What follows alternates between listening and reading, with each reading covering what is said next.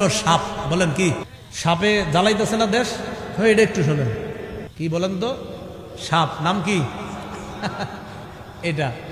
সাপের ব্যাপারে চারটি বর্ণনা বলি আর 5 নাম্বার একটা আমল বলবো ঠিক আছে চারটা বর্ণনা মন দিয়ে শুনবো 5 নাম্বার একটা আমল শিখবো আমরা যেন নিজেরা হেফাজত থাকতে পারি সেফটি দিতে পারি আমাদের বাচ্চাদেরকে এই দোয়াগুলো আমরা শিখিয়ে দেব ইনশাআল্লাহ আবু দাউদের বর্ণনা 5248 নম্বর হাদিস এই হাদিসের মধ্যে আসছে عن أبي هريرة رضي الله تعالى عنه قال قال رسول الله صلى الله عليه وسلم ما سالمناهن منذ حاربناهن রাসূলুল্লাহ সাল্লাল্লাহু আলাইহি সাল্লাম বলেন যেদিন থেকে সাপের সাথে যুদ্ধ ঘোষণা করেছি নবীজি বলেন সেদিন থেকে এখন পর্যন্ত সাপের সাথে আমরা সন্ধি চুক্তি করি নাই সাপের সাথে যেদিন থেকে আমাদের যুদ্ধ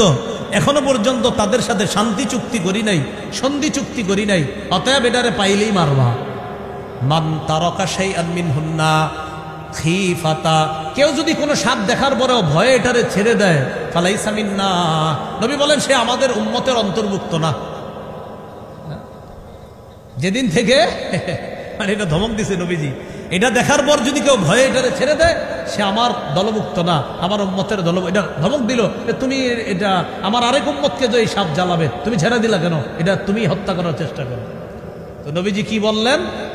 যে যেদিন থেকে সাপের সাথে যুদ্ধ ঘোষণা ওদিন থেকে এখন পর্যন্ত আমরা শান্তি চুক্তি করি নাই সাপের সাথে তো শান্তি চুক্তি যেহেতু হয় নাই এটারে দেখলে পারতে হবে এটা হলো আবু দাউদের 5248 নম্বর হাদিস আবু দাউদের 5249 নম্বর হাদিসের বর্ণনা عن عبد الله بن مسعود رضي الله تعالى عنه قال قال رسول الله صلى الله عليه وسلم اقتلوا الحيات كلهن রাসূলুল্লাহ সাল্লাল্লাহু আলাইহি সাল্লাম বলেন তোমরা সব সাপকে হত্যা করো তোমরা সব সাপকে হত্যা করো সব ধরনের সাপ তোমরা হত্যা করো এই কথা বলার পর বললেন ফামান খাফা সারাহুন্না ফালাইসা মিন্নি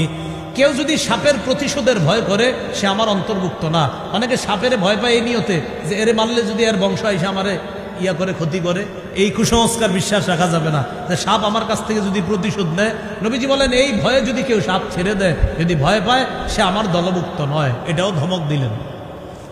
আবু দাউদের বর্ণনা 5251 নম্বর হাদিস এই হাদিসের বর্ণনাকারী আব্বাস ইবনে আব্দুল মুত্তালিব রাদিয়াল্লাহু তাআলা عن العباس بن عبد المطلب رضي الله تعالى عنه قال قال لرسول الله صلى الله عليه وسلم إنا نريد أن نكنس زمزم وإن فيها من هذه الجنات يعني الحيات الصغار يا رسول الله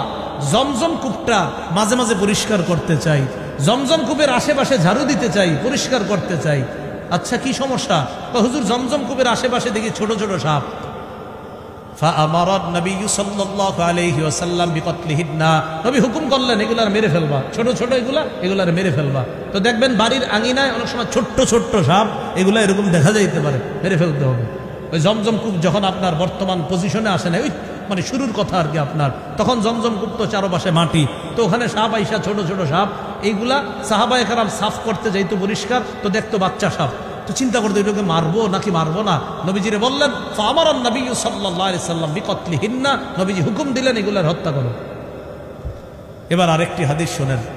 আবু দাউদের 5252 নম্বর হাদিস এই হাদিসের বর্ণনাকারী সালেম তার আব্বা থেকে বর্ণনা করছে মানে সালেম তার পিতা থেকে عن سالم عن أبيه قال قال رسول الله صلى الله عليه وسلم عن سالم عن أبيه أن رسول الله صلى الله عليه وسلم قال رسول الله صلى الله عليه وسلم বলেন উকতুলুল হাইয়াত তোমরা সাপ হত্যা করো বিশেষ করে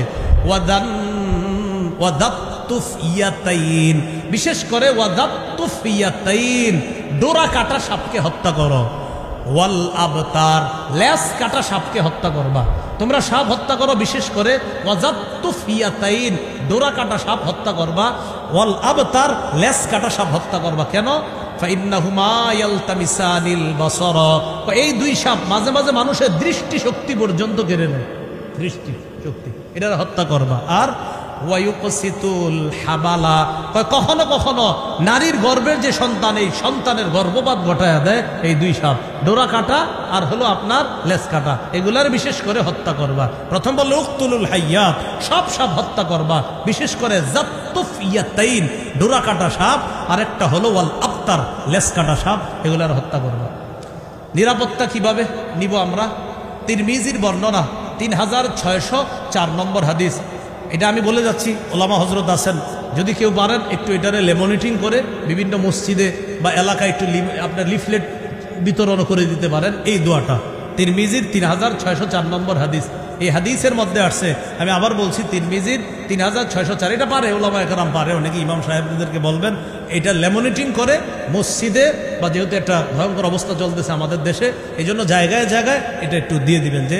সাপ বিচ্ছু ইত্যাদি পোকামাকড়ের দংশন থেকে বাঁচার দোয়া। তো দোয়াটা আমি বলি, সকালে 3 বার পড়তে হবে, বিকালে 3 বার, সকালে 3 বার, সন্ধ্যায় 3 বার। তো সকালটাকে ফজরের পর নেন সকাল, আর মাগরিবের পর নেন সন্ধ্যা, তাহলে ফজরের পর 3 বার, মাগরিবের পর 3 বার। বলেন আউযু বিকালিমাতিল্লাহি, আউযু বিকালিমাতিল্লাহ হিত্তামাতি মিন শাররি মা খালাক। তো পুরাটা এইভাবে পড়তে হবে, আউযু বিকালিমাতিল্লাহি তাম্মাতি মিন শাররি মা খালাক। আমি আবার বলছি, আউযু বিকালিমাতিল্লাহি তাম্মাতি মিন শাররি মা খালাক। এরা তো রেকর্ড করতেছে, প্রচার করে দিবে, তো এখান থেকেও শুনে নেবেন, আপনারা শিখে নেবেন। তাহলে আউযু বিকালিমাতিল্লাহি তাম্মাতি মিন শাররি মা খালাক, সকালে 3 বার, রাতে 3 বার। ইনশাল্লাহ এই পোকা মাকড়, জীব জন্তু, জানোয়ার ইত্যাদির ক্ষতিকারক বস্তু প্রাণী থেকে আল্লাহ হেফাজত করবে। তাহলে মনে থাকবে না ইনশাল্লাহ, এই দোয়াটা আমরাও পড়বো। আর বাচ্চা যখন স্কুলে যায়, মাদ্রাসা বক্তব্যে যায়, ওরে হাতে ধরে বলবেন আব্বু বলো, মেয়েটাকে বলবেন আম্মু বলো আউযু বিকালিমাতিল্লাহ, ও যেভাবে বলতে পারে ওইভাবে ওরে বলাবেন। এটা 3 বার বলায়া মাদ্রাসায় পাঠাবেন, আবার সন্ধ্যায় ওরে 3 বার ওর মুখ দিয়ে এগুলা বলাবেন, শিখাই দিবেন।